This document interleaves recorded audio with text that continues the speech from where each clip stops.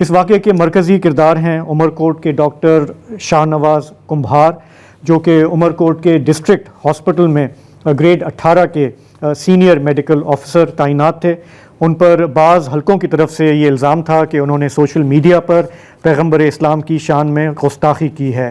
12 ربیع الاول کا دن جب عید میلاد النبی منایا جا رہا تھا پورے ملک میں، عالم اسلام میں، عمر کوٹ میں بھی جلسے جلوس نکل رہے تھے کہ آہستہ آہستہ مذہبی حلقوں کی طرف سے پورا ایک ماحول بنتا گیا، ایک احتجاج شروع ہو گیا کہ ڈاکٹر شاہ نواز کو پکڑ کر موت کی سزا سنائی جائے۔ اس احتجاج کا مرکز عمر کوٹ کا علاقہ ہے، جو مرکزی چوک ہے اللہ والا چوک، وہ نظر آیا۔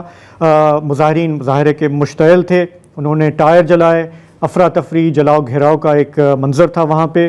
رات گئے پولیس وہاں پہنچی، پولیس نے مظاہرین کو انگیج کیا، ان کو تسلی دی کہ آپ قانون ہاتھ میں نہ لیں، ہم اس معاملے کو دیکھیں گے۔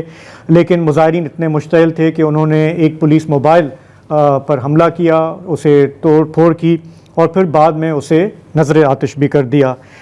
یہ احتجاج پھر دوسرے دن بھی جاری رہا جب ڈاکٹر شاہ نواز کی کلینک پر حملہ ہوا، ان کا فرنیچر، ان کا ٹیبل، ان کا سامان، میڈیکل اکوپمنٹ لا کر اللہ والا چوک پر لایا گیا اور اسے جلا دیا گیا۔ اسی دوران عمر کوٹ کا جو پولیس اسٹیشن ہے وہاں پہ ایک سیکشن 295C کے تحت یعنی کہ بلاسفیمی کا مقدمہ دائر ہوا۔ پولیس نے ان کی گرفتاری کے لیے چھاپے مارنے شروع کر دیے۔